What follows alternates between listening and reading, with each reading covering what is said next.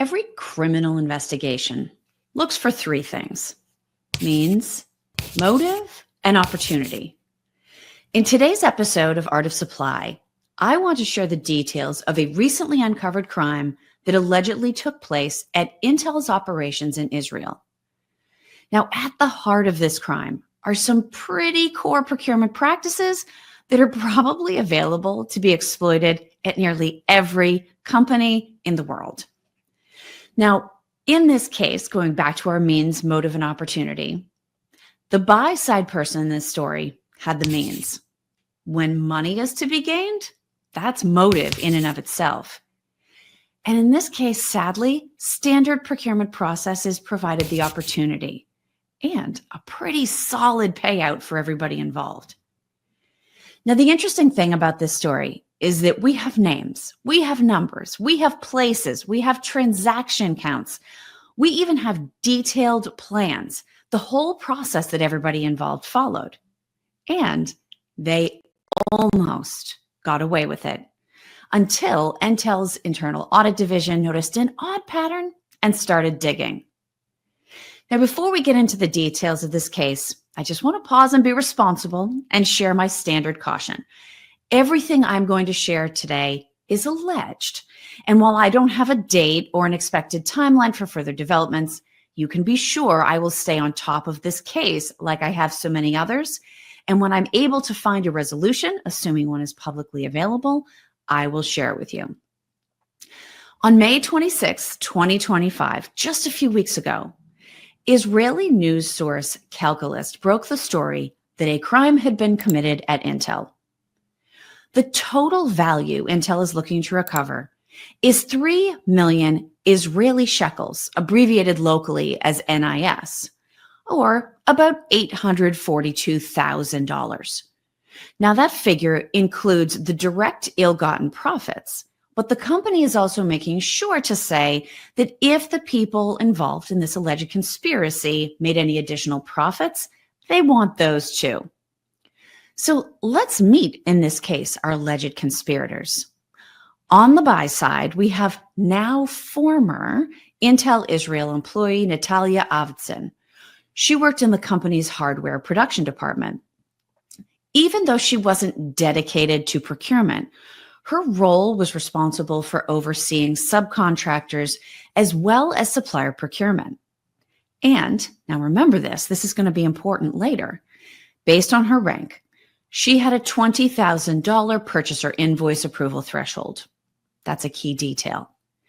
Now, on the other side, we meet previous component supplier Yefim Tobolevsky from Energy Electronics 2000. That company first registered as a supplier in September of 2023 and was first used as an official supplier about a month later. Now, that 1 month later, October 2023, is the month that the, quote, conspiracy to embezzle is alleged to have begun. He now works at Israeli Railways. Now, one question that I had, and I actually found varying answers to this: did the two know each other before this conspiracy started, or did they meet through standard business transactions going on at Intel Israel? Some sources say they had a prior acquaintance. Others say they didn't actually meet until September of 2023. We'll have to see if further information comes out about that as the case proceeds. Now, those are the two main characters in our story, but we also have a sort of an odd and only possible third party. Lebanon Kogan is a company that provides purchasing services to firms that are not registered with Intel. Now, it's interesting because if you've ever worked with a very large company, I can say this now ironically being on sort of the provider side of things, even though I think of myself still as a procurement professional. If you have an extremely large company and they might be working with relatively small product and service providers, it's not unusual to set up either a purchasing services firm or a payment services firm, just so that SOWs are easier to get signed, payments are easier to get issued. It's not unusual. Now, even though Lebanon Kogan was set up for firms that are doing business with Intel but not registered as full suppliers, We do know that Energy Electronics 2000 was registered with Intel. So there's a question of why would they be registered in both places? At this point, Levin and Kogan has not been formally accused of any wrongdoing. However, in a minute, we're going to talk about the process and how it worked at Intel Israel. The company knows from going back through transactions, they were able to see evidence of the exact same process playing out through this third party. They've just, as of right now, not made the decision to include them in the case. So that's sort of an interesting thing where they discovered as part of their research. It's not currently being included in the criminal accusations. But if these accusations, I guess, or additional details do turn out to be true, it adds 30 additional fraudulent orders and an additional $561,000 to everything involved in this case. Again, something that we'll have to watch for. So here's how the process worked. And it's interesting that we know so much about this process. I'm actually going to speculate about that a little bit before we finish up this story. So in this case, the buyer would ask the supplier for quotes on hardware components. The buyer would then submit those quotes to her manager for approval. So far, a completely standard and responsible process. But this is where it starts to go off the rails. After receiving approval to buy those components at those prices from that supplier, the buyer was going back into the system and reclassifying those purchases to be services. Because at the time, and let's hope this is a past practice, services were subject to less strict approvals at Intel Israel than products were. On the product side, you would need to provide some sort of verification, like a signed delivery note or a confirmation receipt before payment was issued. In this way, the supplier could submit invoices and receive payments at his convenience. Now, if the process had been managed differently, let's say Energy Electronics 2000 actually submits an invoice for services, that would have been denied right out of hand because they weren't approved to provide services. They were only approved to provide components. So there were some controls, but it would seem once the fork from product to services was made, the standard of approvals changed significantly. Now, there is one more detail, and this looks back to something I asked you to remember before about our buyer. Do you remember our buyer's purchase approval limit? $20,000.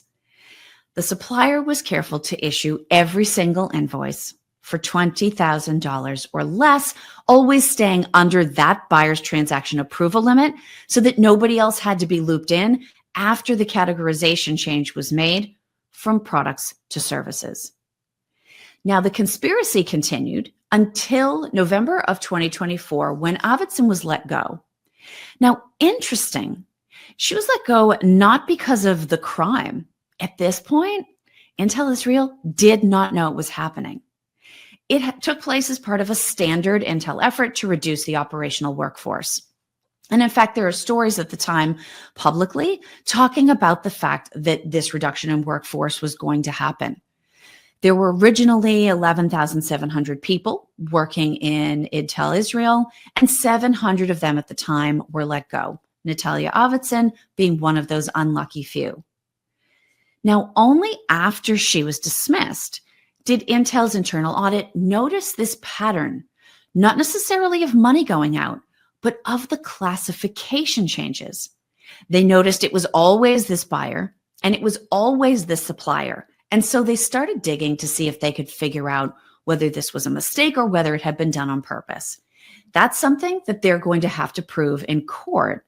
But they started looking at the policies as well that went along line with this. So certainly, as someone responsible for supplier procurement, Avitson had the internal knowledge required to make this scheme work, and at least to a certain point, to avoid detection. Clearly, she made the decision to share that information with Energy Electronics 2000. And one of the early things this reveals is the particular danger of an internal-external scheme. So this isn't just a supplier with nefarious intentions. This isn't just a procurement professional or a buyer with nefarious intentions. This is somebody on the outside and somebody on the inside working together, again, allegedly, to defraud the company. Now, one of the articles that I read about this case was from Binance Square. And in the article, there's an excellent point. And here it is. When insiders know which labels deactivate controls, entire systems become irrelevant. I think this is an incredibly critical point, certainly in procurement, but everywhere in companies. We are moving so many more things over to digital controls. And whether that's AI bots getting involved or whether it's simply some sort of workflow monitoring or approvals routing, the more digital control there is, and the more we focus on efficiency, it may at the same time open the door to some of these very unwanted things happening. Now, as much as this seems like an egregious crime, and it's amazing that it was caught and they were able to get so much detail, we also have to keep it in context. So let's think about the 800,000 or so US dollars that were involved with this crime and the total value of Intel. This is a $90 billion company. They probably have $1 million bills stuck between the couch cushions. So from a monetary standpoint, it's not a huge deal. Even if we loop in every single dollar that they think might be involved with that third party, you get to about $1.5 million US dollars. Still, now you're talking 2 couch cushions. It's not that much when you think about a financial loss standpoint. However, when it comes to governance, transparency, oversight, board and shareholder trust, it's a real problem.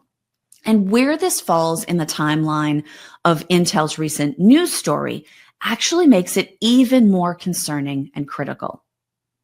They've recently brought in a new CEO precisely to restore shareholder confidence. The company has had an increasing difficulty competing in an era that is dominated more and more by AI capabilities, and they simply haven't keeping up.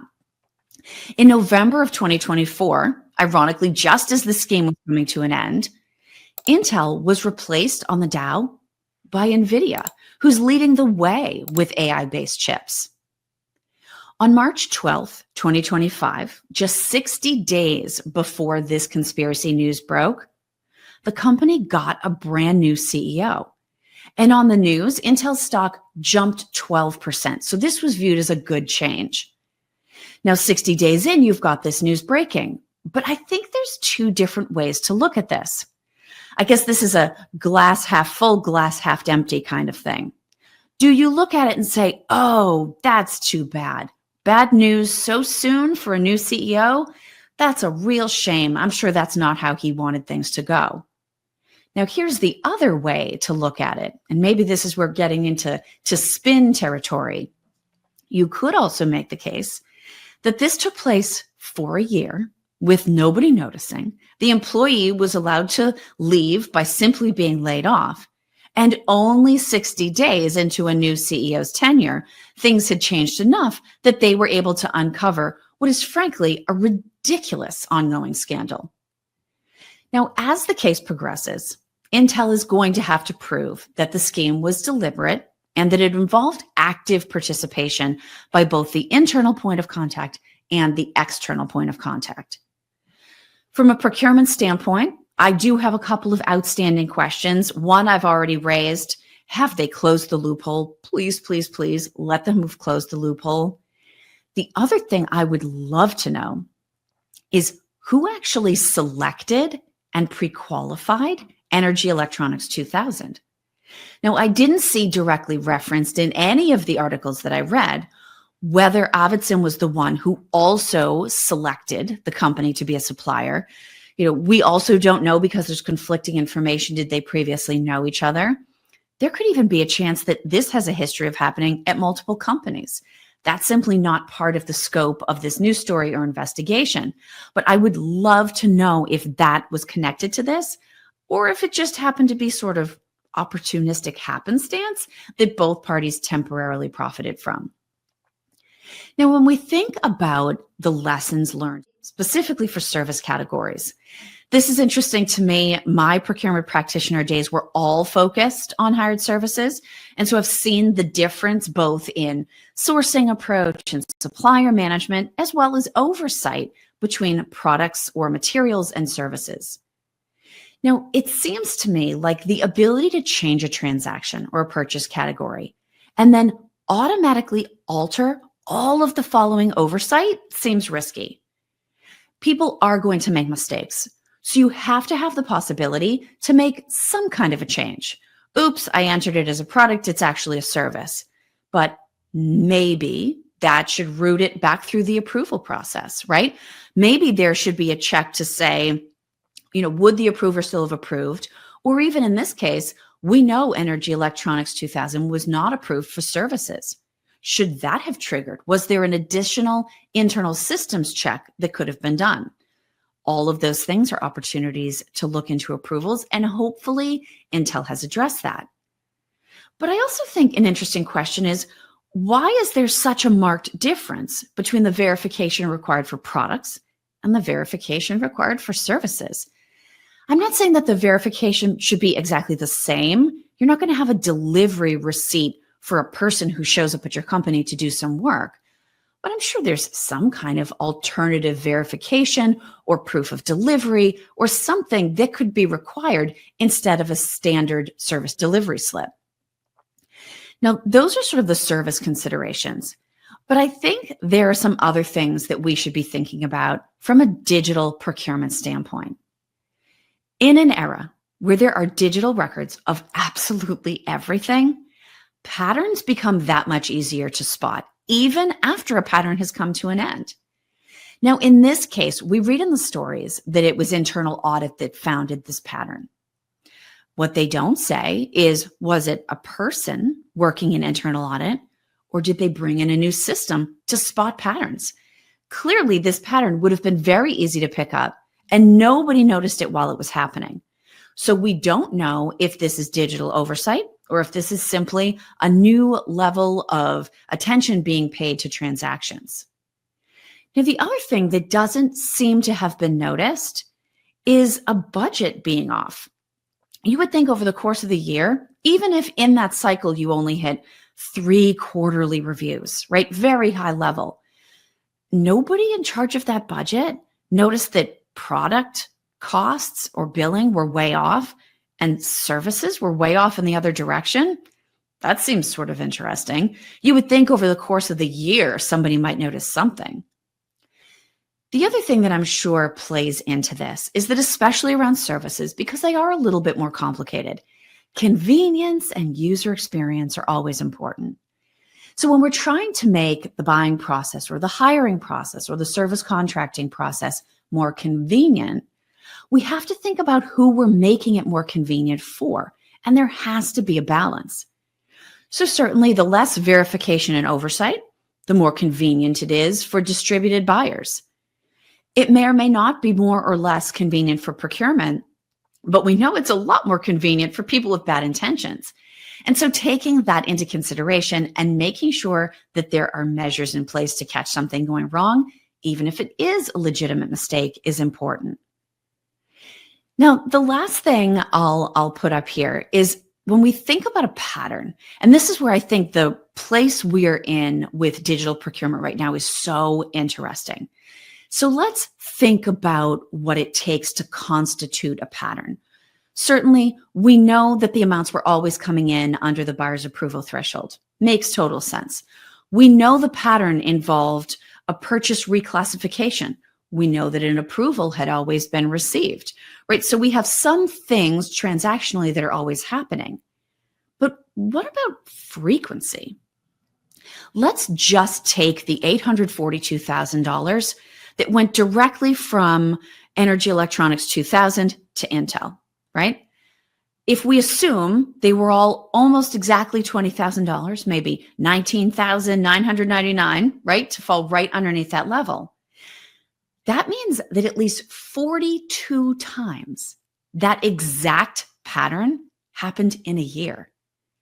If we add in the additional 30 transactions that may have gone through that third-party procurement manager, that takes us to 72 times. So this trick either worked 42 times inside a 12-month span, or it worked 72 times inside of a 12-month span. If we go with that total number, this was happening 5 to 6 times per month, month in and month out. If we take the small number, it was still happening practically weekly. The fact that no one human and no system caught this is absolutely fascinating. And I would certainly advocate that anybody hearing this story go dig in a little bit to see if this same thing could happen in your company as well. Now, the last thing I'll ask, because I shared right up front that Natalia Avitson, the buyer at Intel Israel, was not actually a dedicated procurement professional. She had supplier procurement responsibility within a larger scope. Would this still have been an issue if Natalia had been a dedicated procurement professional? Maybe. It's really hard to say. I tend to think that if people want to do bad things, they are going to find a way to do bad things. But I do think it points out the role of culture that has to go along with the application of technology.